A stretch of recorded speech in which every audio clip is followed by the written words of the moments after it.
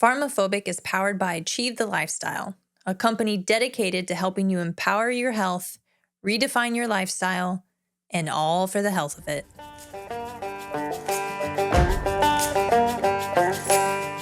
You're listening to PharmaPhobic, where we challenge the state of health in America. I'm Janie, a physician assistant, and I've seen how healthcare keeps people dependent instead of truly healthy. And I'm Dan, a veteran turned fitness pro here to uncover the truth and explore simple and sustainable health solutions. From big pharma to big food, we're exposing the conflicts of interest keeping us sick and finding better ways to take back our health. No fluff, no gimmicks, just real talk, real solutions, and a little bit of fun along the way.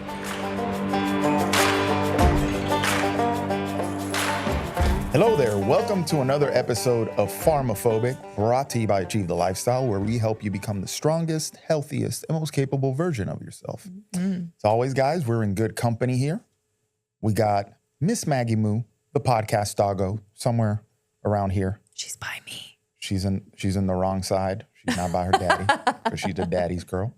We've proven this multiple times over and over again. And I'm here with my lovely wife. That's me. Companion in life. And always special guest in the podcast and in my life. Miss Janie Brown, how are you doing? Doing well. You didn't say special guest last time. So I thought we were over it. I missed one? Yeah. Then that's bad. No. That means you weren't a special guest that day. Maybe you I treated me a certain way at home. And I was just like, you're not a special guest today. Quit making up stuff. King Petty. Okay. How are you doing, man? I'm okay. It's been a week, but we're here. It's been a week. It's been a year. It's been a week. It's been a crazy year. Maybe at the end of the year, we'll do a recap of all the stuff that happened this year. Oh, yeah. It's interesting because you don't really, when you are in a certain headspace, you don't really notice when it's like up, down, and you're like, you're kind of like you feel it, but it's like you're not completely thrown off by it. Right. And then you just keep going type of thing, right? And I mean, that's a good thing because you can take the ups and downs better than most. Yeah. There's only one way to do that. You got to be right up in here. Oh, God. Be right up in here. With God. Yes, man. Anyway, we got some stuff for you guys today. We always got stuff. Always have some stuff. We got some health stuff, some health-related stuff, and some more health stuff for you guys. First, we are going to start talking about vitamins and creatine and a myriad of supplements that have now taken to come into the form of gummies. Yep. Oof. Yeah.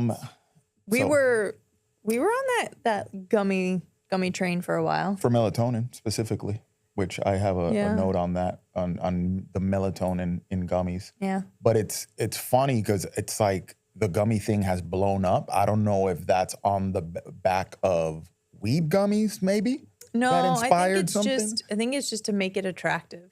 To make it more attractive to grown folk? I personally like gummies, right? Like that kind of chewiness of them. And then it's like a little sweet treat, right? But it's good for you. So it's like a double whammy. You get a sweet treat, and then in your mind, you're like, I'm doing something amazing for myself. I'm taking vitamins, but they taste sweet. Yeah.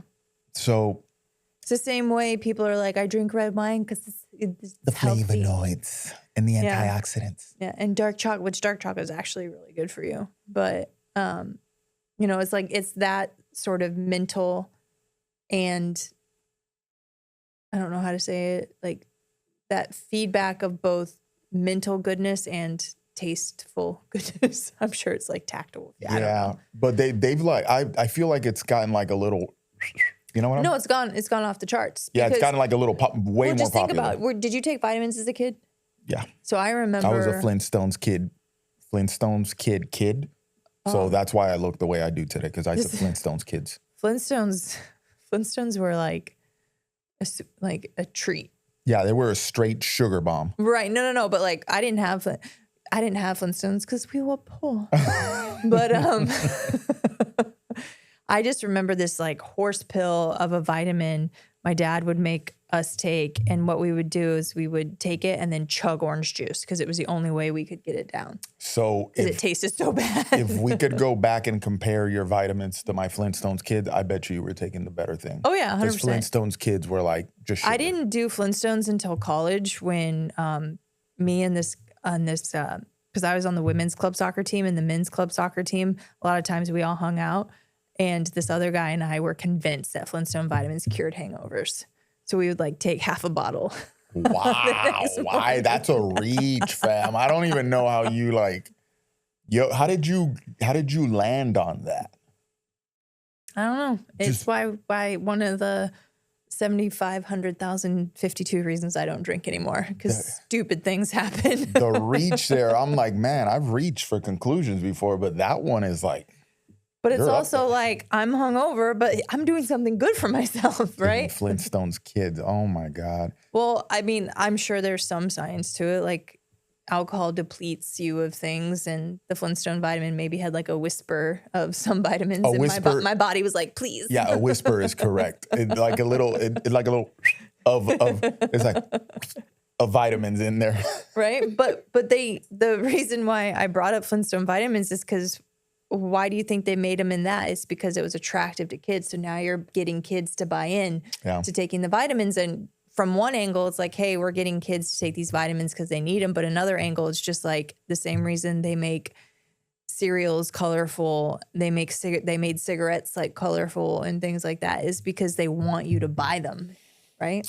Man, I could go down a rabbit hole, but I'm not going to do it because I need to deep dive into this. And part of it is inspired by the book I am reading? The book I'm reading, the food pollution book. And they're reaching to some conclusions about vitamins and stuff like that and synthetic forms of vitamins. So I'm going to shelve that until I can formulate a better opinion. But those vitamins the Flintstones kids and a lot of this stuff, especially if they're pressed pills, not capsules, it's a lower quality thing, right? Because to press a pill, you got to put a bunch of fillers in there. Exactly, to make it hold together. So that means less of the stuff you want, more of the BS, right? Right. And the same thing is that they just want people, because it tastes like candy. Yeah, it does. So it was a sugar pill. Like, yes, please let me have it, right? And so that's the same way they make a lot of things gummies, because some people out there are just like, it is wild to me how some people, they're like, I don't drink water because I don't like the taste. Yeah. I don't do this. I don't take my vitamin because I don't like the taste. Like, they know it's good for them. They know they need it. They know the health benefits. But if it doesn't come in this super sweet and, palatable, enjoyable form, they're not going to do it. Yeah. Right? And part of I think a lot of that has to do with like palate programming. They've probably been eating crap for so long that they're just completely disconnected from their taste buds, unless it's this hyper palatable, synthetic thing. It's like the difference between eating strawberry flavored stuff and eating a strawberry. You're like, ooh, strawberries don't taste good. One of the reasons why I joke around about growing up poor, but I'm very thankful for it, is because I didn't know better, right? You couldn't eat fast food all the time? Yeah, I couldn't eat fast food all the time. I'm not a picky eater because you didn't have a choice. So a lot. I think it's benefited me in some ways. Sure, I didn't have some advantages other people had, but I'm okay. But the gummy vitamins or even the Flintstone vitamins, that wasn't even, if I wanted a vitamin, which wasn't even all the time, it was like questionable. I have no idea what the brand was or anything like that, but tasted gross. And I know now, like, good quality supplements, they're going to smell a certain they got some way. funk to them. Yeah, they're going to smell a certain way. Yeah, they have a little, you open it, you're like, woo, there's just a lot of goodness in there. Yeah, the gummy thing is mind-boggling, right? Because for the life of me, and it's adults, right? So I'm like, you're literally marketing candy to adults, and we're taking up on it like we're kids. And it's getting really popular. It's been like a really popular thing. Now, I don't know if, like I said, I don't know if weed gummies made this a thing, like raised it up, right? No, I don't think so, because I think the gummy supplements were more were already on the track before weed gummies, but they may have been simultaneous because if you think about it, like with weed, you would bake it into stuff. So you would do like, brownies are the most common the thing. gummies are fairly new, right? And they're very popular. I feel like they kind of came, listen, I'm not a pothead, so I wasn't aware of all the forms to get weed other than smoking it before. But I feel like on the back of legalization, the gummies started becoming more commonplace. Well, so I think it's the same thing as with the supplements. What do gummies provide? They're cleaner. You're not going to get You're not going to smoke it. Right. You're not going to smoke it. It's not a tincture, so it's easier to handle and to store. The same way vitamins, like they don't, a gummy doesn't smell bad, right? Gummies aren't pills because some people have trouble swallowing pills. With weed, again, no gummy is just plain gelatin with weed in it. Yeah. But they also figured out like the delivery of it because eating weed has always been like a more potent high, apparently. So, and then with the gummies hit. Yeah. Like my brief experience with taking gummies, I was like, yo, these things they're flavorful, right? And so they taste good. So you're hitting on another thing besides just the whatever benefit you're seeking from the weed. Same way with, they have gummies for melatonin, vitamin D. You can get your multivitamin in a gummy form, creatine gummies, all these like gummy, because it's also hitting on something else. So, because you're not seeking that gummy because of the health benefits. You're seeking it because of that tasteful goodness. No, I wasn't. I just wanted what was inside. Like what it purported to do. Yeah. Well, yeah, but I'm talking about the main person out there getting supplements in gummy form. Yeah. That's what I'm talking about. That's a good question, right? Like, what is it? Because it's flavorful, but so what brought this on? Let's get to what brought this on is the creatine gummy thing.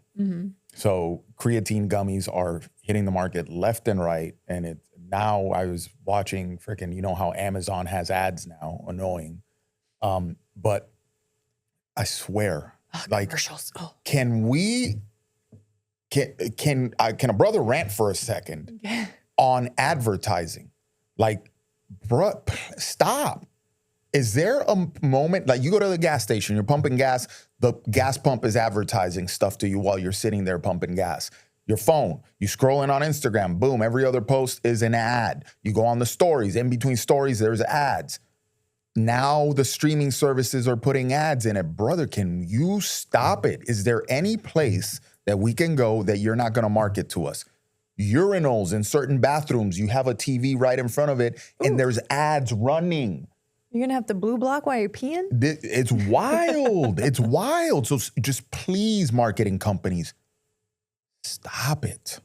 Because what it makes me do is not want to buy a single thing from y'all. It makes me want to spend less money because you guys are in my business like that. Stealing data from people so that I could market. Oh, my God. Whatever. Anyway, I'm done with it. Okay. The whole thing is I was watching Prime and a commercial came on. I was like, but there's like these creatine gummies are popping up. I'm like, oh, we need to look into this. Well, they've been going on for a while. No, they've been going on, but I'm like. But I could have sworn that. But there's more companies popping up about it. Yeah. Well, because creatine's really catching stride it's on fire. Yeah, and rightfully so. No, everyone should be taking creatine. It's one of those, like magnesium and creatine are two supplements that hands down you should be taking. As always, when there's something good, big corporate companies are going to inject an okie doke into it, right? Right. So creatine's catching the okie doke in the form of the creatine gummies. And that, when I started looking into that, then it extrapolated into multivitamins and all this other stuff, looking at blood work for people that they're taking multivitamins, but their levels aren't reflecting certain things. And it's like, oh, which vitamins are you taking? Gummies. You know what I mean? And that now you start putting a picture together, right? So it opened up something I love, which is a rabbit hole. I see rabbit holes and I'm jumping in there. I'm spelunking. And then I'm like, next thing I know, I was like, it's an hour. And I'm like, I'm all crazy like this because I just started looking at stuff and tying, little threads together. And I got lost in the moment. Happened a lot during COVID too, for obvious reasons. Anyway. Funny. It happened a lot during COVID when you were consuming gummies. Yes, when I was consuming gummies. Back when I thought that we was going to give me some benefits, I was like, oh, and it kind of did. It helped. It did help with my sleep a little bit, but not worth the trade-off now. Temporarily, yeah, not worth the trade-off now. Anyway, it did open up some rabbit holes, and the next thing you know, it's 2:00 in the morning, and I'm just like the meme with the board, like from Always Sunny. I'm like, oh my God, look at this. Anyway, with these gummy vitamins and creatine, so I looked into a study from this company called Supco, and they're an independent company with research capabilities. So their goal, Supco, is basically they build a database, and they got bought out by somebody else owns it now, a database of supplements, and they basically rank them and make recommendations. Like, oh, if you have this, then you take this, these are the supplements that are better, that sort of thing. Big database, I mean, hundreds of thousands potentially supplements in there. And they also, what they do is they'll request samples from companies and test them for stuff. And they tested some of the top rated gummies on Amazon. So the ones that people are buying the most, one of them, Happy Yum, is a name of a company on those. Okay? Happy Yum. Happy Yum. Happy Yum. Happy Yum. Like happy and yummy. The gummies, they claim to have 5 grams, which is the standard serving of creatine, right? Yep. You want 5 gram. Usually the recommendations for creatine are in 5 gram increments. So no, for women it's 3 to 5 grams. For men it's 5 to 10 starting. And you can dose up higher.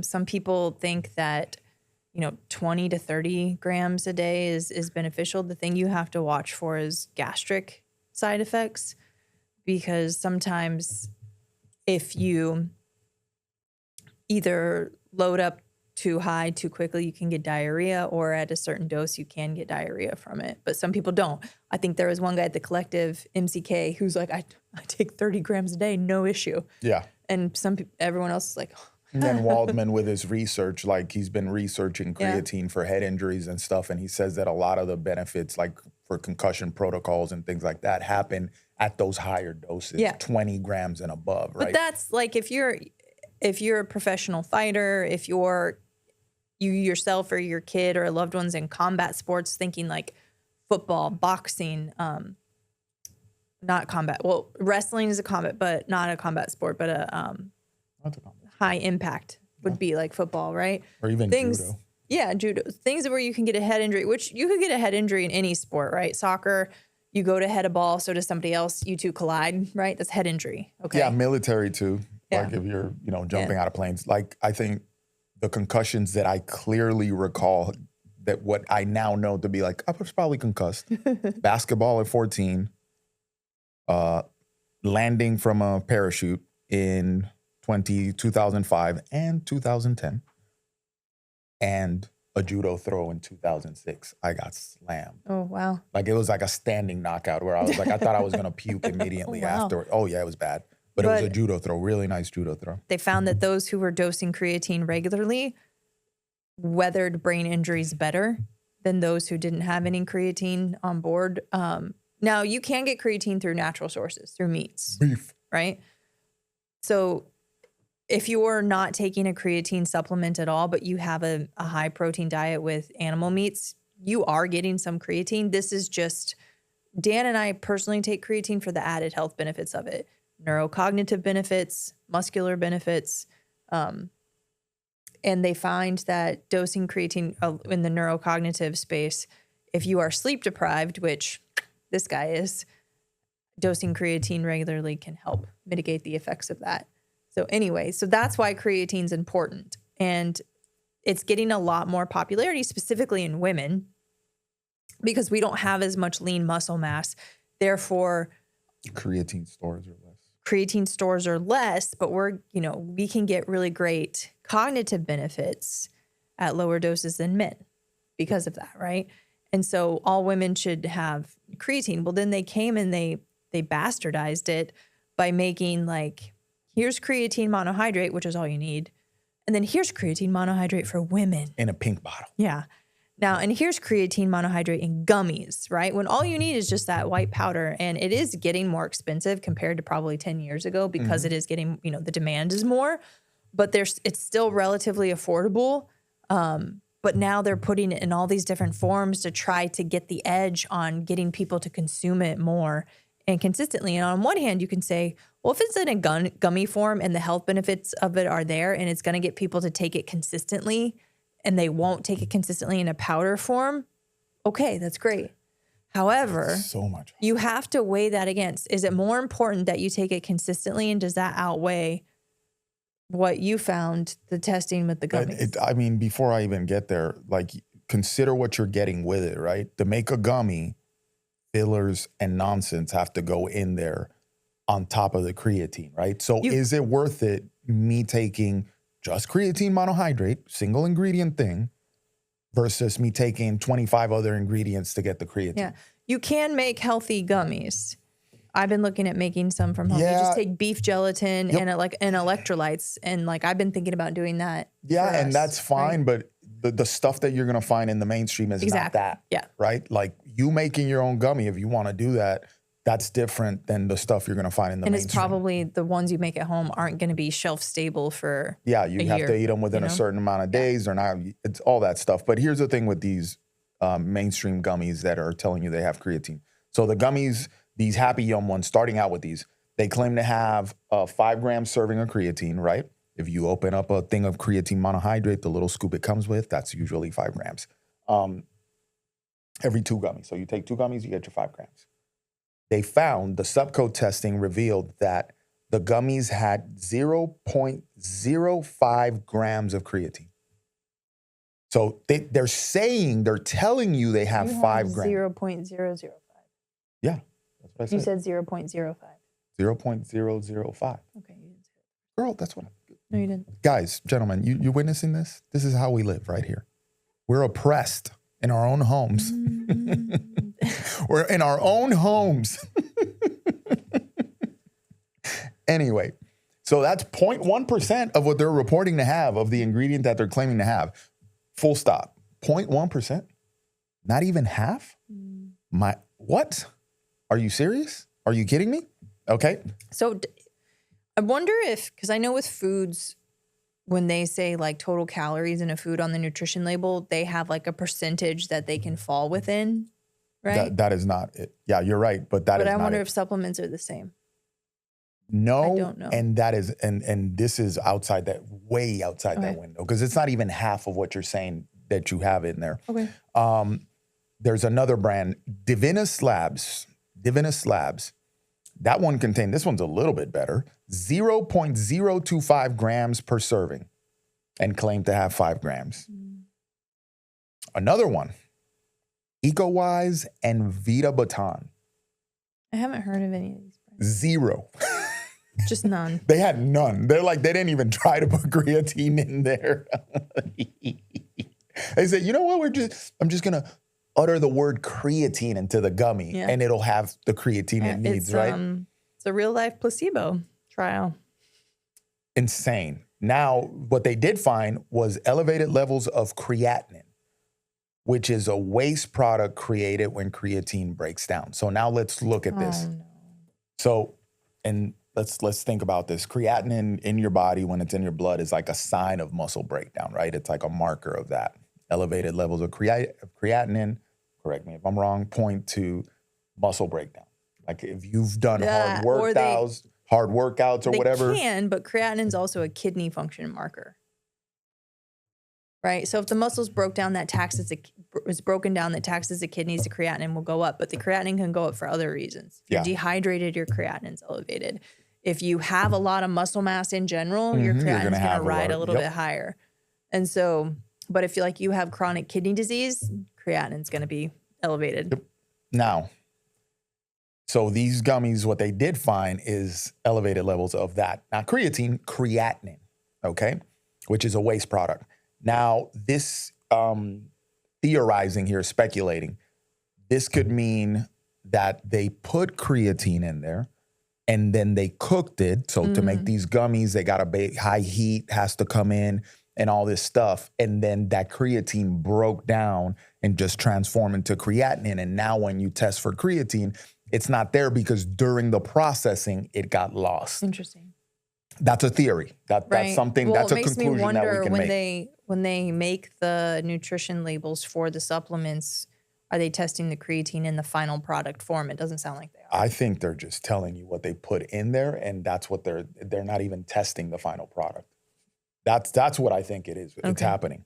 But now this reiterates the importance of minimally processed stuff. The more you process, the more you're breaking down nutrients, the more you're like basically beating the life and the nutrients out of food, right? Yep.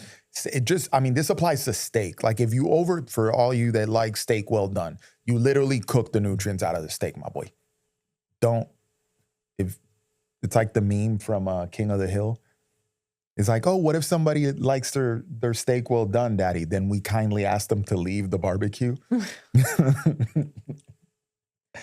So yeah, anything, when you cook it too long, you process it too long, so a lot of heat, certain things like animal fats they can tolerate higher heats for longer, right? Mm-hmm. Because of their structure, their molecular structure. But there's still such a thing as overcooking it. Right. And then you cook the nutrients out of it. So that could be something that applies to these gummies. The high heats to, mass produce these gummies and all this stuff could be literally killing the creatine in there. This kind of jives with a warning that some people out there in the interwebs have thrown out about putting creatine in your coffee. Yeah, but from what I recall, Waldman was saying that creatine is a pretty has a pretty robust structure. Yeah, because so it's not broken down as easy, right? And I don't think that for most people, their coffee or tea isn't hot enough to break it down. That depends. Yes, it comes, again, like I said, it comes from animals. The molecular structure has better integrity than the plant stuff. But, you can get to a certain point where you're going to break it down. Yeah. It's just a matter of time or heat or temperatures or whatever. These mass-produced gummies, you are going to, they're just blasting them so that they can keep churning them, right? No, I'm saying I think to create a gummy, you're going to heat that heating point is much higher than to make a cup of coffee. Yep. So that's a reiteration, right? And again, we're speculating because we could assume that they just didn't put the creatine in. They're like, this one was 0%.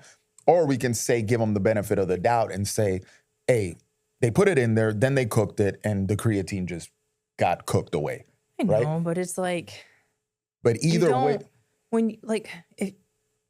When you're baking stuff, you don't taste the batter and then bake it and then don't and that's, the batter's not what the end result's going to taste like.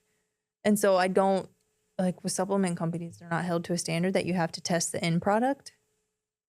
Not independent testers. Mm-hmm. And they might, remember, you made this. You spent millions of dollars or whatever investment to produce this stuff. You're not going to, if you test it after you've made, thousands of line items of this product, and you're like, oh, there's no creatine in there. You think you're not going to unload that? At that point, just roll it around in creatine powder. Yeah, and be like, oh, that's powdered sugar on it. It's the actual creatine. Hey, that'd be better than giving me you got 1 gram that way. Yeah, it'd be better than giving me 0.005 grams of creatine. Now, there's another company here because this keeps going, right? They tested 12 gummies and found that 5 of them had little to no active ingredients and the others were below. So not little to no active ingredients, meaning all the stuff that they're claiming is in the gummy is not there. That's wild. Oh, you can extrapolate, we're using creatine gummies, right? But we're going to extrapolate this to multivitamin gummy forms, melatonin gummy forms. Now, apparently there's an exception with melatonin. Supposedly melatonin gummies have even more melatonin than they say they have. They're stronger. That was a point I was like, oh, that's interesting because we used to take melatonin gummies. Mm-hmm. The Ollie ones, which reading that label now, I'm like, ooh, no. Yeah. And I don't, back then we weren't, like, we would read labels, but we weren't looking for the same thing we are now. So I wonder, this is when Ollie first started getting popular. So I wonder if it changed. And maybe it changed, maybe it didn't. But now you read that label on the Ollie stuff and it's like, oh my God, this is a bunch of nonsense that doesn't need to be in your body to get melatonin, right? But if you're, vitamin D gummies, multivitamin gummies, now we can start assuming, again, to make a gummy, they got to put a bunch of other stuff in there. So now the stuff that you want in there becomes less, right? Because otherwise you'd have a gummy this big. So, and cooking it is going to wear nutrients out. Conclusion here. Most gummy products have a ton of added stuff. Again, read ingredient labels. You'll always hear this from us. And you'll start seeing, high fructose corn syrup, sunflower oil, some other stuff in there that, it's just ingredients. When you read it, I was like, do I really want all of this to get this itty bitty thing of creatine? Yeah. Or whatever. What's a better option? Just taking the powder. Take the powder. If you need multivitamins, find the capsules. If you need whatever you're looking for, capsules are probably going to be your better choice. 9 out of 10. With creatine specifically, the powder is better. Listen, make a little concoction, man. Squeeze a little lemon in there. Get your little fruit juice, like a nice fruit that Yeah, and also you squeeze it, freshly squeezed juice, put the creatine in there, little creatine powder. It's flavorless. Yeah, be curious about food sources, right? Because we have to eat. We don't have to swallow pills. And so, I think multivitamins are important because they either have 0 to a positive effect. And with the, we know that our soil integrity is decreasing. We know that our food a lot of times is void of the nutrients that it once had. So I don't think it hurts to take multivitamins. But, look at, like I said, magnesium is something everyone should take. What are food sources of magnesium? Do you like pumpkin seeds? Start putting pumpkin seeds on everything, right? Cabbage. Yeah. Get you some sauerkraut. Get you some fermentation. Yeah. Okay. And now let's take a quick break. Have you heard about collagen and how amazing it is for your skin, hair, nails, digestion, and joints, but have no clue which one to choose? I've been there. A few years ago, I stumbled upon Bubs Naturals, and let me tell you, I've been hooked ever since. Here's why I swear by them. Bubs Naturals keeps their quality standards sky high from the start to finish. Their collagen blends perfectly in coffee, or really any other beverage you love. Plus, they've got convenient to-go packs so you can stay on track wherever life takes you. And it doesn't stop there. They'll donate 10% of all of their proceeds to charities that support veterans. How awesome is that? Oh, and they've leveled up their electrolytes too. The mixed berry, that's my absolute favorite. It's light, refreshing, and not overly sweet. What sealed the deal for me?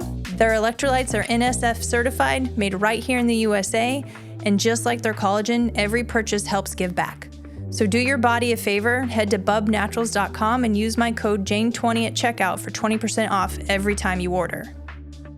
Tired of looking like you lost a fight with a powdered donut every time you work out? Yeah, I was too. That's why I ditched the messy chalk and switched to Chalkless. Chalkless is a new, clean, residue-free grip enhancer that goes on in seconds and lasts for hours. No clouds, no cleanup, just a rock-solid grip. Whether you're crushing it in the gym, dominating on the pickleball court, or hanging on a rock face like Spider-Man, Chalkless has your back. I even hit my 350-pound deadlift PR at Summer Strong using Chalkless. Locked in, zero slip, total confidence. Ready to level up your grip game? Head over to chalkless.com and use code JaneBrown to snag 10% off your order. To me, it's just crazy that it's that whole convenience thing, right? How can we make supplementation more and more convenient for people? How can we make it more appealing to people, right? Like, let me get my little gummy every day. No, take a vitamin like an adult. Like, yeah, just. I keep saying it, and I'll It's the same way how there's fruit snacks. Yeah. like little chewy fruit snacks. I love that, right? Because I like that texture of that chewy thing, right? But eat fruit.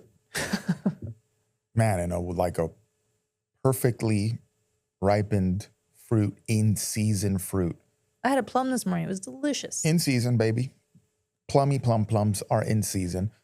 Nectarines. When I have one of those delicious in season nectarines from the boys and I cut into that and the juices just fall out.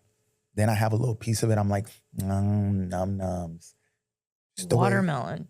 Yeah. Very hydrating. Melon's hitting right now. Mm-hmm. Melons are hitting. Mike is out there slanging melons. And they sounded kind of crazy, huh? The way he's slanging melons. That's kind of crazy. I don't know. What is? It's almost a pause, but it's not a pause. But we'll.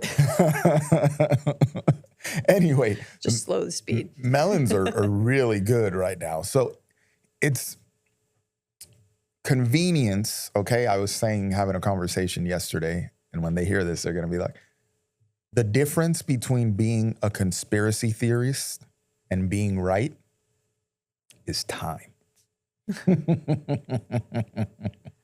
Convenience, hear me out. Listen to me now and hear me later. Old SNL.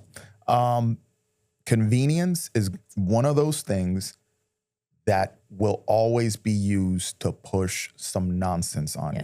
When you hear the words convenience, sustainable is one that you got to be careful with, because when we talk about sustainability, I'm talking about long-term, being able to hold activity for the long term, the original meaning.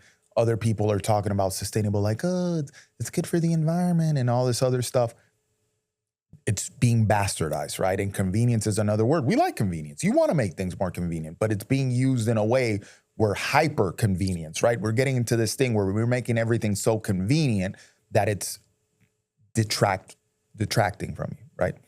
So be careful when you hear, oh, it's very convenient. Really scrutinize the whole thing. A lot of these things that we talk about here, I don't want to sound like I'm in this holier than thou, I'm better than you position. It was like, oh my God, you peasant, you still don't know that gummies suck, right? That's not how I'm talk. I don't want to talk to people. We've just been at this for a while. Yeah. And we've gone through the gamut. You just heard us say that we took, we're taking melatonin in gummy form. Like, we've been through the gamut of supplements because we've been in it for a long time in this whole, health optimization and all this stuff. So we've made a lot of mistakes, right? That we can look back and be like, oh yeah, that was stupid. So now on this platform, I'm sharing with you from experience, right? Like, hey, we kind of went down this rabbit hole. It wasn't worth it. It didn't pan out, right? Maybe in 10 more years when we're in episode 500, I'll be saying something that I was like, hey, back then this is where we're at. We learned something new. This has changed, right? Yeah. Well, the thing is too, is if you do have gummy vitamins of any form, finish them out. Okay. But then just do a little bit of investigation. And what I'm taking good quality? Do I notice a benefit from it? And then when you go to refill or rebuy, maybe try a capsule form. Do you notice a difference? Okay. If you're just like, I don't notice a difference. I enjoy the gummies. I take vitamin D gummies and my vitamin D improved while taking it. I'm going to continue to take it. You do you. Okay. Mm-hmm. We just want to bring awareness that gummies have a lot of unnecessary fillers in them. Some of the things in them could be counteractive to your health. A lot of artificial sweeteners can be in gummies. If you have issues with gas, like maybe some slippery poops, things like that, is it the gummy that you're taking every day with the artificial sweetener, yep. Right? So it's just things to look into, just to bring awareness. And I had this conversation with my parents. The vitamins you get at Sam's Club are probably not the best quality. Yeah, because if you can get vitamins like, Sam's Club, so you can get a case of it for like $2. Probably not the best quality. Yeah, a lot of the, you got to call them out. Like Nature Made is one. Everybody's taking Nature Made supplements at some point because they're readily available. They're everywhere. You go to Target, they're there. Name. You go to CVS, they're there. You go to your grocery store, they're there. They're everywhere, right? The Walmart. Name, you're like, Nature? Yeah. Everybody like when fish oil started becoming a thing, Nature Made were the first ones you went and grabbed, right? But then when you start looking at people that have done, analysis on Nature Made stuff, it's rancid stuff. It's terrible. It really is. So congratulations. You took the first step. You said, you know what? I'm going to take some gummies because I want some vitamins because health, right? We love it. You're here. You're in the tent. Yep. Now, you know, people that walked in the tent and made the same mistakes, like what we're trying to do, are going to be like, hey, come over here, buddy. That's great that you want those. Let me point you to some better ones. And with creatine, so Dan and I use Bubs Naturals creatine because it is Creapure, which is a good form of it. It comes from Germany, not China. Mm-hmm. Thorn. What's up, Thorn? You getting it from China. Actually, you've become non-transparent about where you get it from. Oh. And Thorn was just bought out by Procter & Gamble, so keep an eye on those supplements. So pause there. I wanted to do a deep dive into this in another episode, but just pause right there. Thorn, which has been this medical grade supplement company for years, and a lot of people have defaulted to people like us defaulted to recommending them because they're like, hey, this is the most available. Go seek these out, and they have a lot of stuff. Got bought out by Procter & Gamble. And what I was having this conversation with a fellow coach who uses Thorn a lot and recommends it a lot. And I was like, yo, it's not only that they were bought out, it's who bought them out.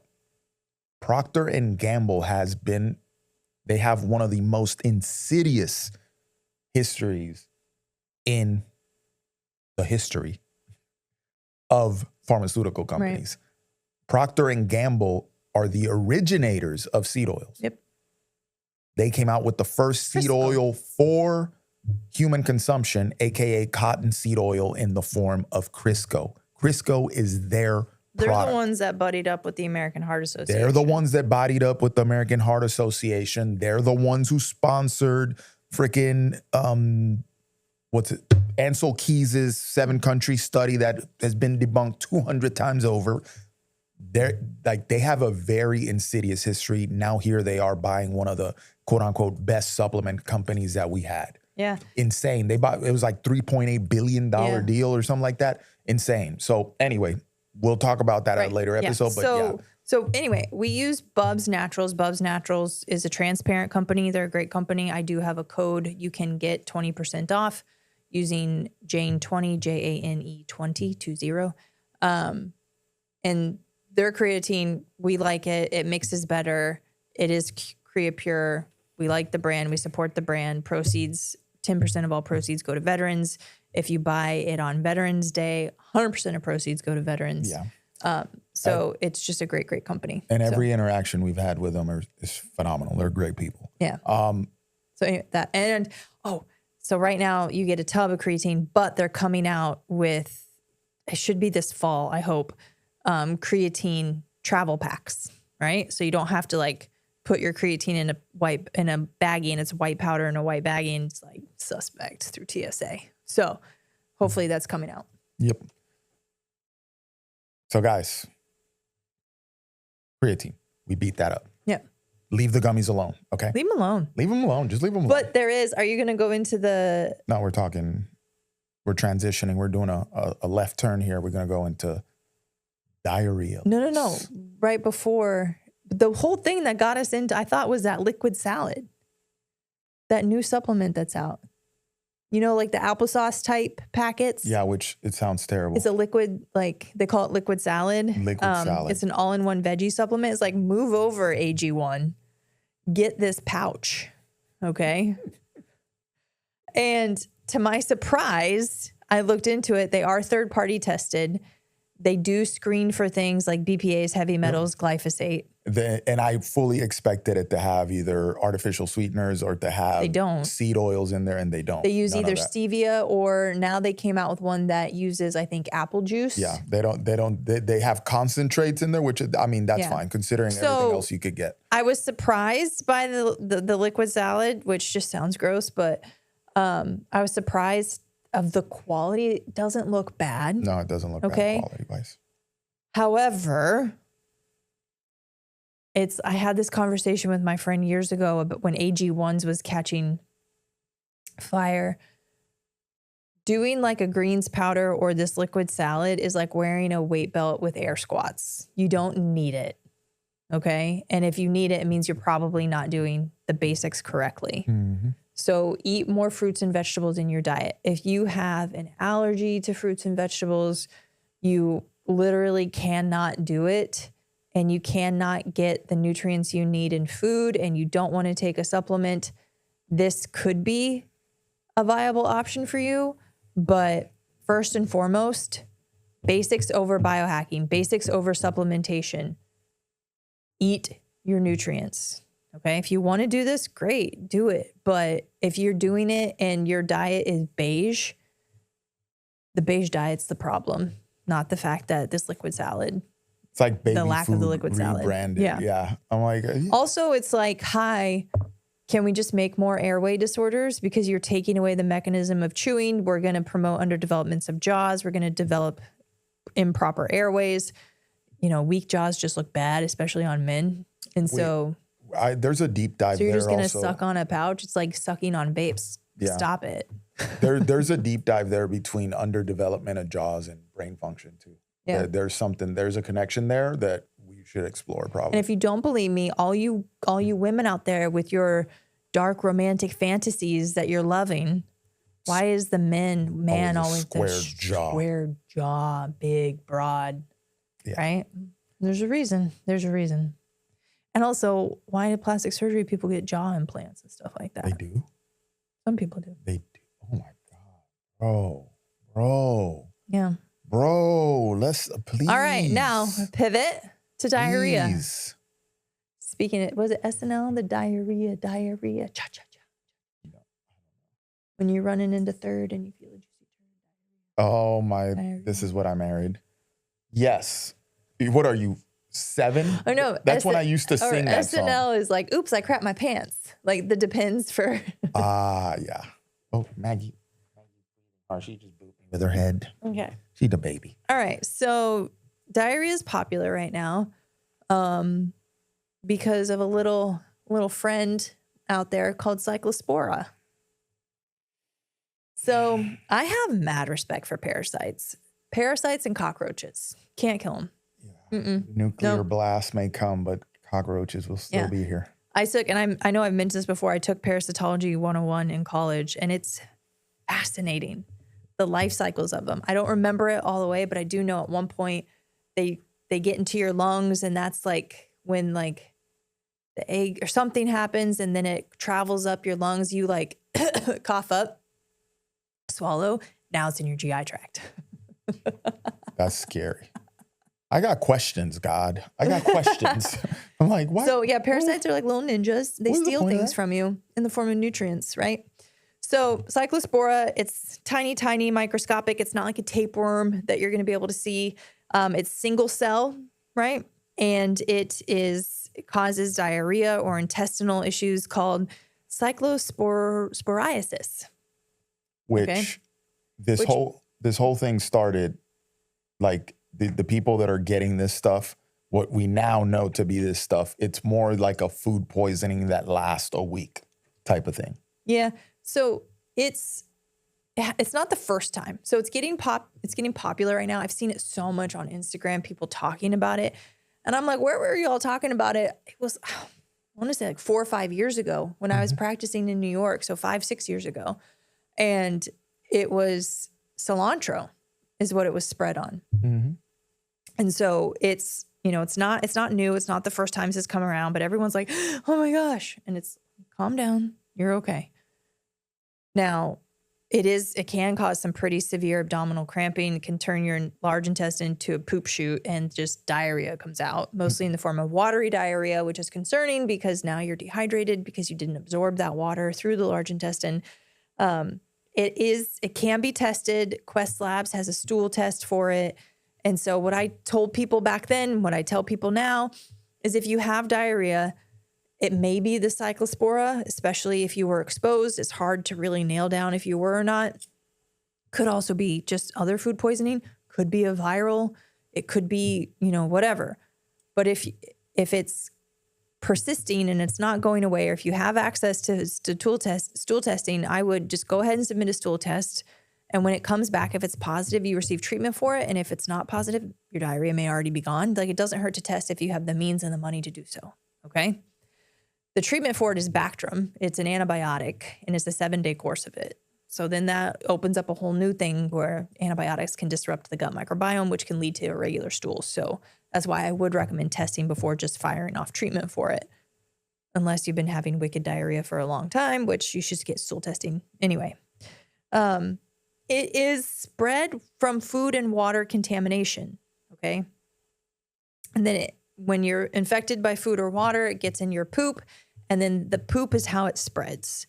Cyclospora cannot reproduce in soil. It needs a human host, okay? And so if I have Cyclospora and Dan, like I cough around Dan, we kiss or whatever, that doesn't spread it. It's through my poop. So if I poop, I don't wash my hands after. This is really gross. And like I got poop on my hands, and then I go and chop a carrot that we use on our dinner, and I didn't wash my hands, and then Dan eats that. Now he's exposed. Okay. So that's how that happens. Now, I then was like, okay, so how did it get onto produce? Well, there are some people who use human feces as fertilizer. So if that person was infected and then they fertilize their crops by pooping on them, that's a way, okay? But more commonly and more likely is the fact that irrigation to water the plants was mixed with untreated sewage water or wastewater that had Cyclospora in it, and then was just sprayed directly on your plant. Or if the field or the farmland or whatever was flooded, and that flooding came from an area that had infected like fluid from a septic tank or like runoff from a porta potty or other things, and then that got into the soil, then that it can be it. Because Cyclospora is very clingy, and so it'll get onto a plant and stay on there. Chemicals won't get it away. Washing it, like if you really are like abrasive with the water and washing, that can get most of it, but may not get all of it, especially with things like cilantro, lettuce, what else? Things that kind of like fold. You know what I mean? One of the Cyclospora outbreaks previously was from raspberries. Raspberries, yeah, because it has like divots in it, right? And so that's basically how it happens. What else did I find? Oh, another way it could happen is if, say, in an area that has, we'll use cilantro farms over like in a state, and they all send it to a main processing place that does industrial washing. Well, they don't say, okay, this bin is for this farm, this bin is for this farm. They put it all together. So if one little farm had Cyclospora, but they're all washed in the same tank, now all of it has been exposed to Cyclospora, and then it goes out to all the stores. Yep. Okay. I think a little bit less likely is farmer or farm workers' hygiene. If they don't have exposure to running water, but they're out in the field all day. So they either dig a hole and poop or poop in a porta potty, wipe, and then come out and work the farm. That's a problem. So your biggest defense against this is wash your hands. Wash hands. Wash hands. And wash your produce. That's going to be your biggest thing. More than that, because this points to a bigger issue, right? Now, this started like a couple months ago, actually.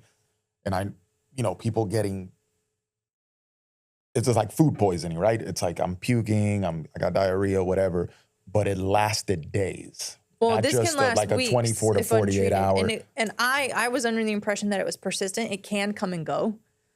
And you can get low-grade fever, nausea, fatigue, weight loss. So the biggest thing with diarrhea, yes, it's unpleasant. As long as you don't have a fever and blood in it, you can try to manage it by staying well hydrated, letting it run its course. But that's why I said to get this tested, because it can cause severe cramping and discomfort, and you can get dehydrated.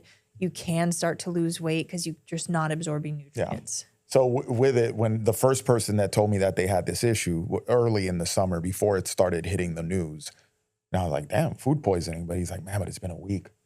Oh, yeah. And the thing is, I'm like, so what you been eating? And he started telling me, he's like, well, he's on the eat at home kick. he's like not really eating out. But Yeah. then he mentioned he went to one of these places that do the bowls and the thing. And I'm like, hey, you might have gotten some crappy like vegetables in there, right? Because if you went to that place, crappy vegetables, pun intended.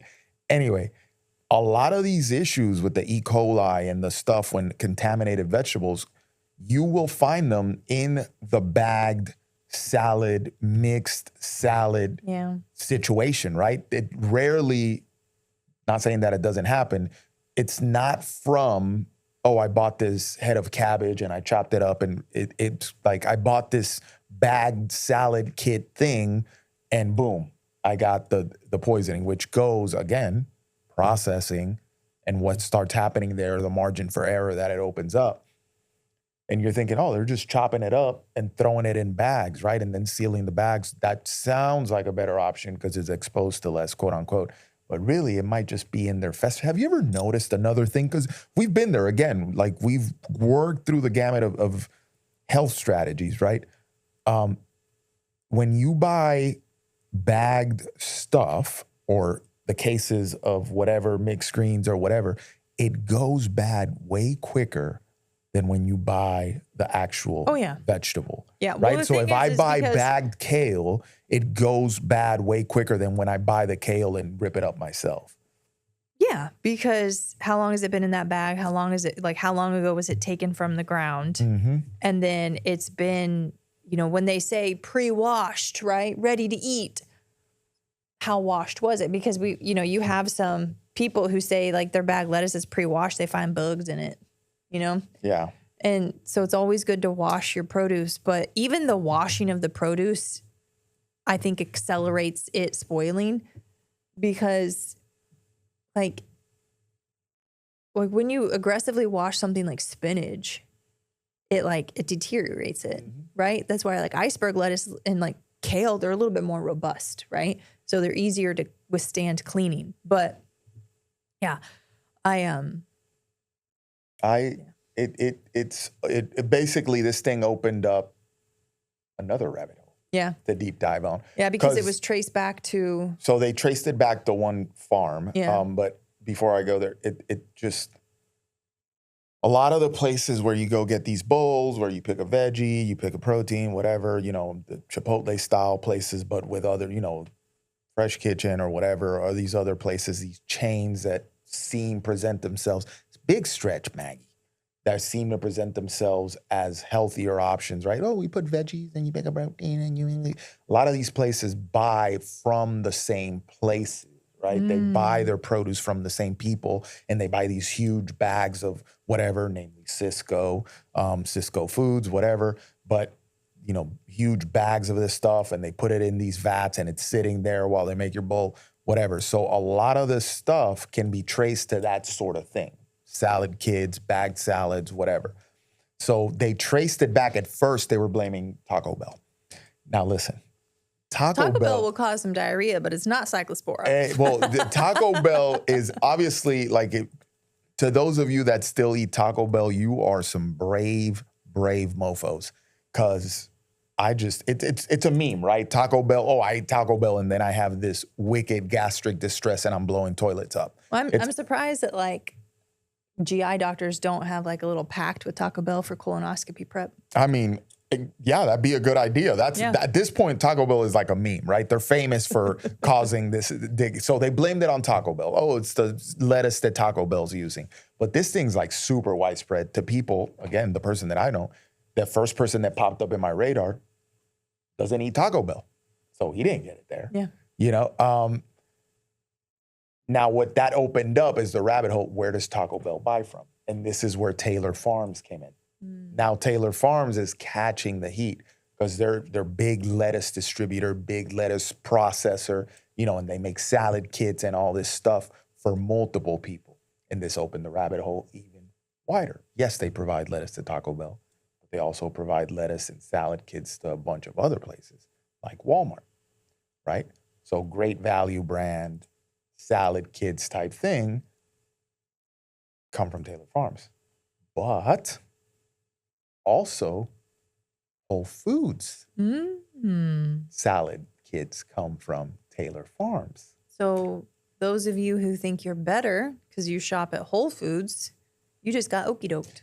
So, and this speaks like, yes, you know, we talked about the Cyclospora, but this is something that I wanted to get to by way of this topic, right? So this same place, Taylor Farms, they have, I'll get into it here in a second, but they have a very interesting background. Like the claims surrounding this company are not good, right? Mm-hmm. So if you can assume if they practice these things, you know that they don't give a single flying hoot about your health and your stomach health. So anyway, same place that sells lettuce to Walmart and bags their great value stuff that's super affordable, sells the same stuff to Whole Foods, and Whole Foods puts it in a 365 bag, and then they charge up to 50% more for the same crap, right? So this is where like this health washing of things, where they try to present themselves as healthy brands and then they upcharge for it. When we start having conversations about eating healthier and buying better stuff and food quality and stuff, people automatically assume, oh, am I going to have to shop at Whole Foods? No. Yeah. No, not especially necessarily. Since Amazon bought it. And Amazon bought it. Whole Foods is not the farmer's market that it was 20 years ago when it started in Austin, Texas, okay? Now, there are some good things that you will only find at a place like Whole Foods. Right. Some good things, you know, a certain oil type. Yeah, but also that's more local because like Zach's bread. Is it Zach's bread that we were eating, the sourdough? Yeah. I think, yeah. Zach's? I think it was Zach's Bakery. Yeah. I don't remember the name, but it's a bakery from Miami. Bakery from Miami, and they only sell it in Whole Foods up the East Coast. Yep. Of Florida, I think all the way up to West Palm. Yep. Yeah. So it's a South Florida Whole Foods thing. Right. Where they distribute to, right? So there's a regional thing there, right? And that's where we got into like, oh, sourdough, higher quality bread. And then from there we branched out and we get it from mom and pops. Shout out Cindy, Dough You Even Lift, our current sourdough dealer. Yep. Anyway. Bread dealer. Yeah, she's the sourdough dealer. Go in their transaction, here you go. Give me that sourdough. Anyway. It just opened people to like, do I have to shop at Whole Foods? And they think that when you walk in those doors, and Whole Foods is capitalizing on this big time, that when you walk in those doors and you start looking at stuff, you can trust everything. Like they sell no crap at Whole Foods, right? Nope. Where actually the opposite is true. They're very much a grocery store, and there's all sorts of stuff that you have to sift through. If anything, you have to get more discriminate at Whole Foods because they are upcharging you for the same stuff that other grocery stores carry too, right? And they're switching labels and health washing it because it's at Whole Foods now. It's better quality stuff, negative. As this thing with the salad kits prove that it's the same people selling the same lettuce. I'm just putting it in different bags and charging something different. Kind of like the designer bags when China makes one, they're made in China. I send these over here. They're sold as knockoffs. I send these over here. They add a, 2 G's to it and a zipper, and now it's sold for $1,000. Same bag, right?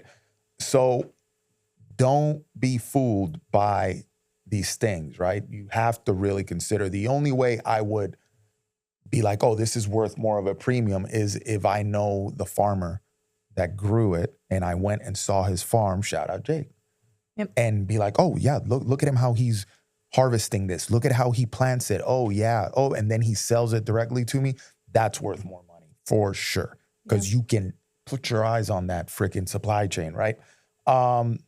So Taylor Farms, a little bit of a history for them. They've been exposed for using prison labor.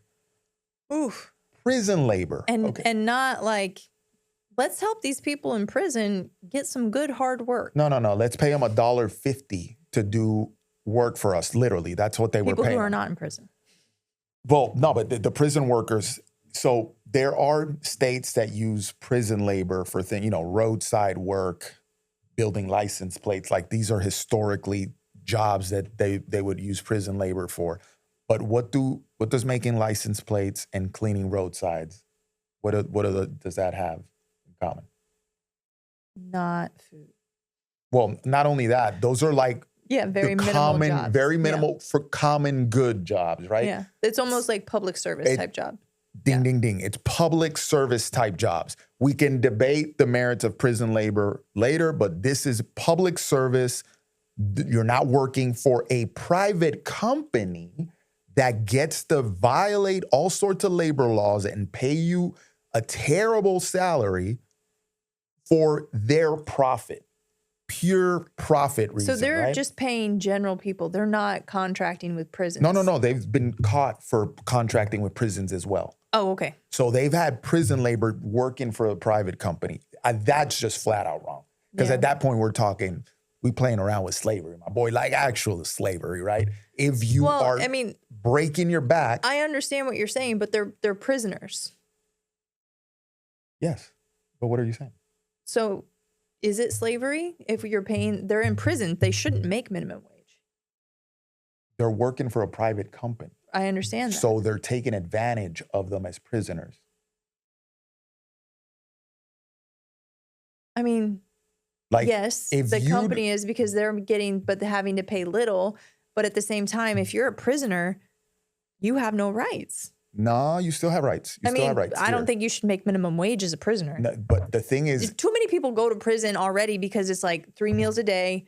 Now I get paid. I get it. Yes, I understand that, and they have rights, right? They lose certain rights, especially if you're a felon, voting, access, Second Amendment rights, etc. But we're not just going to crush them because they're in prison, right? Now, the thing is that if they do labor for the state, for the benefit public service labor, that's different because there's no profit in that, right? There's no profit. Somebody could bastardize the system and turn a profit, but you're working for the common good at that point. Right. Versus I'm working for a private company that is solely profit-based, and I'm helping them make even more money because they get to pay me under what they would pay, the minimum wage that they would have to pay to a rightful person. Right. Okay. Makes sense? Yeah. That's where the ethical matter dies out. So how is this allowed? Good question. How is that allowed? Okay. That's terrible. Now this gives credence to people that think that the modern day prison system is this slave thing and that we should get rid of all prisons and all this stuff. If they could get, that's a reach, right? That's completely cuckoo position, but it gives them credence. It gives them something to hold on to when a private company is taking prison labor for private profit-driven business. Like, I firmly believe that they should be somewhat gainfully employed while you're in prison. You should be doing something useful. You should be picking up a skill in case you're going to come out and that you have something to fall back on, right? Like guys that do vocational schools while they're in prison, that's great. Well, how many people are going to get out of prison and go open a farm? Some of them do, and God bless them. I know some of them do, but like, is that like a common thing? No, I think that would be a great rehab strategy, right? For guys that are in there for 10 years, if you learn to farm while you're in there, that'd be awesome. You know, if you could start a prison farm, hear me out. I'm spitting. You could start a prison farm and you teach guys how to farm, and whatever they're farming while they're there, you donate to homeless shelters. Oh my God. Listen, Dan for president. Stop me right now. But you see how this makes sense? Yeah. And now you have a guy that's picking up a useful, necessary skill, because we're always going to need farming, while he's in there. And you're feeding homeless people and people with good food, right? I would want to know the people who run that prison that's allowing those workers to go and be paid pennies. They're making money off of it. I'll bet my booty on it. The warden or whatever is probably being paid to shut up. The owners of the prison, because a lot of these, and this is another one that hits me, you know, privatizing. There are certain things that shouldn't be profitable.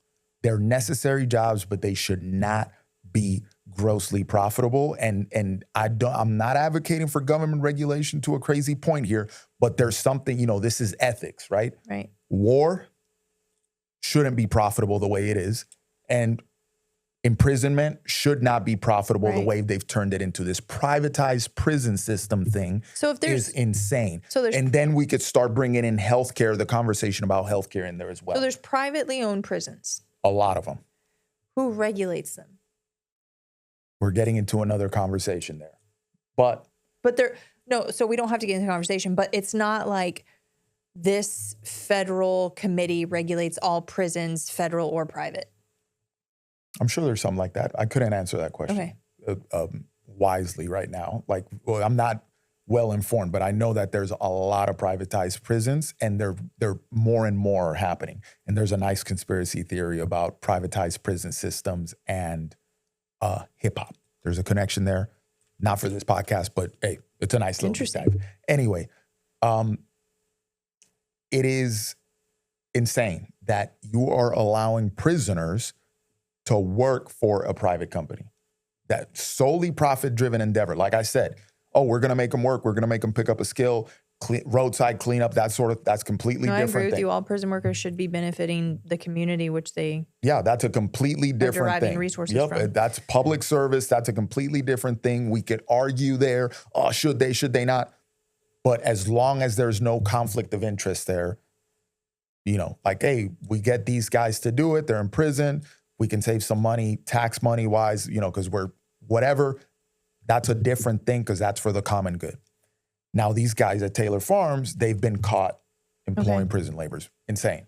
Other things that they have been accused of: sexual harassment, safety violations. The safety violations thing, this is so common with highly industrialized stuff. It happens in meat packing places.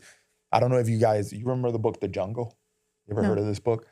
It's a book. It's from the start of the century, 1900s. This guy did basically like an expose and put it in a book about the meat packing plants in like New York City and stuff. Crazy, people getting chopped up by machines and they continue working. I remember when I was working in the ER in Wichita, this guy came in.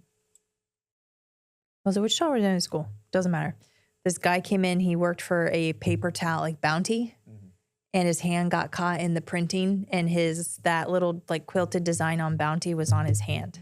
Crazy. Anyway, it made me think of that. Yeah. So these guys are denying breaks, 12+ hour shifts that they force people into, like unpredictably. You come in for your 8 hour and they end up making you work over 12. Sounds like healthcare. Yep. And then they're late on the overtime payments, late paychecks. Insane. So if you can imagine a company that's over the years, this isn't just now, they stand accused of these things. And the prison labor one really got me because I'm like, man, I'm not saying, if you're some pedo in prison or whatever, it should be harsh sentence, right? A murderer, whatever, it should be a harsh sentence.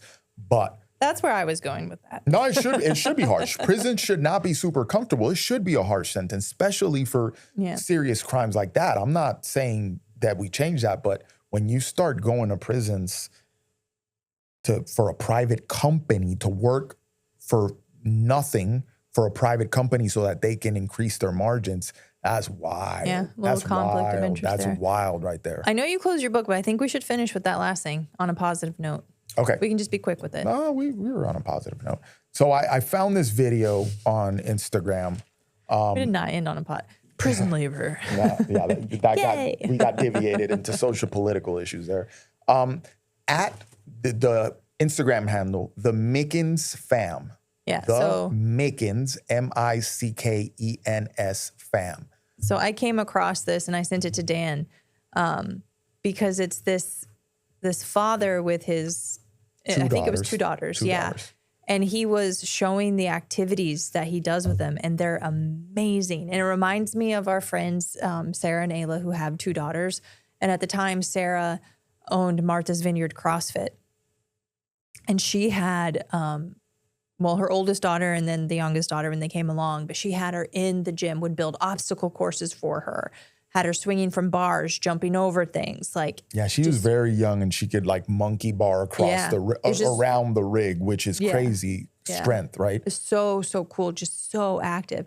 And this guy is doing similar things in his living room, backyard, wherever. And in the backyard. Basement, stuff, whatever. We're not in his house, we don't know. So I could see the stairs. Okay. Could be a second floor. Anyway. So he has a balance beam. He's having the kids hula hoops and stuff like that. They have to walk through the hula hoop while on the balance beam, using two hula hoops to hold something and set it down. And like they're outside playing t-ball or baseball, and these girls are just ripping the bat, not like a little dink. They're like as hard as they can.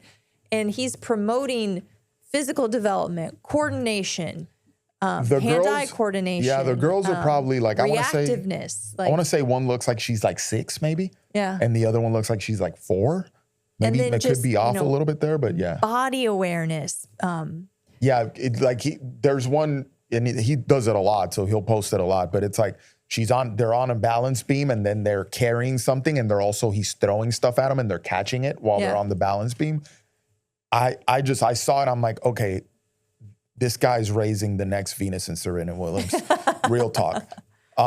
Because the amount of coordination that he's building in these girls, and here's the thing, you're thinking just physically, cognitively, the brain development that is happening when you're walking on a balance beam and catching stuff while holding something else, or walking through stuff while on the balance beam, or jumping these things and these coordination things. And he's like got them ripping T-balls, but it's different, right? Like they're doing it from both sides.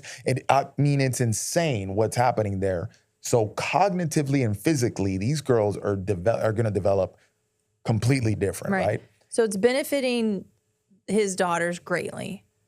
It's also benefiting him. Yep. So Dan went on his page. Yeah, I went through the whole page, and in the pinned ones, it's like he's got a before and after, like before when they did their gender reveal that they were having these girls. You know what? Come think about it. I think the girls might be twins. Oh, I don't know. But it's hilarious because he was heavy. He was heavy. And now he's all lean and stuff. And I'm like, okay, if you keep challenging your kids with activity like this, you're building a monster. Like these girls, I would love to see them if they when they start playing sports. I would love to see it because they're gonna crush with the amount of capacity and capability that they're gonna have to pick stuff up like that. Yeah. But he's getting leaner because he's running around with them the entire time and like challenge him, and he's doing the stuff. And I'm like, yo, this is like a two-way street. He's pouring into them and he's also receiving, right? Yeah. And it's a beautiful thing because, one, it reminded me of stuff we owed when I was growing up. I don't know if you guys knew this, but we didn't have iPads. We also didn't have cell phones. I think the most advanced thing we had was Nintendo and Game Boy. I was 7 years old when I saw my first Nintendo. Yeah. So I think Atari was already out. Yes, it was, because I think Atari was like late 70s, but I was 7 when I saw my first Nintendo. And it only had like 2 games. Yeah. It had Mario and it had Duck Hunt. And then Punch-Out came out. So there's that part. And we didn't have, computers internet wasn't around. So kids did stuff outside, and they rode bikes and they made up games and they climbed trees and they, try to do stupid stuff on monkey bars, like flipping around and flipping off of them. And then somebody got hurt, but hey, all good. Hula hooping, that takes some coordination. Skip it. Everybody jump rope back then. And there was like this challenge at school, how many like in a row you could do, jump rope for the heart, all that stuff, right? All of these field days, like all of this stuff. And you played sports at recess. There's like, there's a basketball, and some kids go play basketball. There's a volleyball. There's this. PE was a plethora of things, of exposure to multiple sports all the time. You never played the same sport on the days you had PE.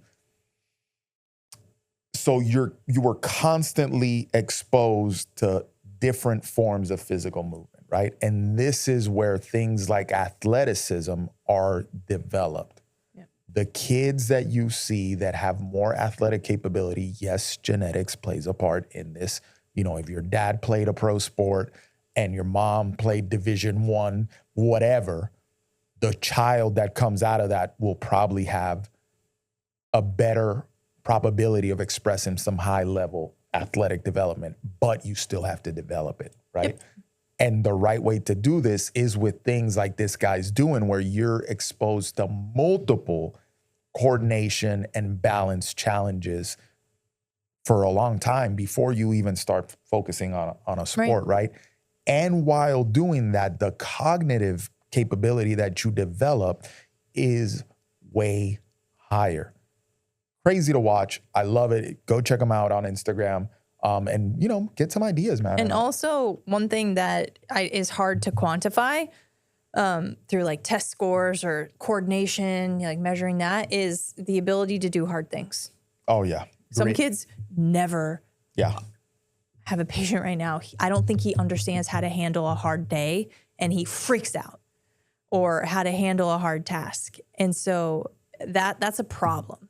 Okay, so problem solving skills through athletics, I think, is a huge, huge benefit some kids unfortunately don't get. Yeah, the grit development. And not only that, then you get into the nature of the relationship, right? Because you're spending all this quality time and it's fun with your sister. It's fun, and with your dad. So now it's like memories, right? It's like, oh, I remember we used to play these games and it was all good and stuff. It's beautiful to see that. Being in contact with a lot of teenage athletes and things like that, and 12, 13, all the way up to like 18 years old, it's easy to tell which ones have had an exposure to, you know, things like these games and multiple patterns and played multiple sports. It's easy to tell. And I can look at it and be like, this dude been around the block. And this dude has not. And it breaks my heart to see people as parents who take a back seat to their kids' athleticism. They delegate it to other people, and they themselves are unhealthy. Oh, don't even get me. That's a conversation for a separate day. But check out this guy. What was his handle again? Mickens fam. The Mickens fam. The Mickens fam is really cool, and we just applaud all parents who take a very in-depth, active approach to their kids' physical development, cognitive development, and have fun with it. One person we're going to try to get on the podcast is my friend Kara, who's been a client of Dan's, because she's done that with her kids, not to the level that this guy has, but pretty close. And it's just amazing. Yeah. With that in mind, guys, closing out. Jenny, anything you want to add? No, she's eating something. Maggie, what are you doing, baby? Yeah. Nope, that's it. So if you want to message us, I saw our friend Elise sent us a email about laughing at something you said on the podcast. So it's funny. But that's at info@achievethelifestyle.com. Our website is achievethelifestyle.com. But if you want to reach out to us most consistently, what we will respond to is at @achievethelifestyle on Instagram. So send us a DM. Because it go down in the DM. Yeah. Guys, if you got any questions, go ahead and hit us. We'd love to take up some of your topics and hopefully give out some tips and useful information that you can share. If this podcast has been useful to you, like and share. And with that in mind, guys, I need you to stay away from them gummies. Okay. Get some capsules, okay? Watch out for diarrhea lettuce. Defend yourself. Don't fall for the okie doke on the branding because it's from Whole Foods or whatever health brand it is when it's coming from the same crappy place. And stay pharma-free. Thanks for listening to the PharmaPhobic podcast. If you found this conversation interesting, which I know you did, make sure to follow us on Apple, Spotify, or wherever you get your podcasts. And also make sure to check us out on Instagram @AchieveTheLifestyle. And if you're interested in pursuing a stronger, healthier, more capable version of yourself, check out our website @achievethelifestyle.com. The PharmaPhobic podcast is for informational and entertainment purposes only. The views expressed are those of the hosts and guests and do not constitute medical, legal, or professional advice. Always consult a qualified healthcare provider before making any medical or wellness decisions. While we discuss pharmaceutical, holistic, and alternative health topics, our content is not a substitute for professional medical guidance.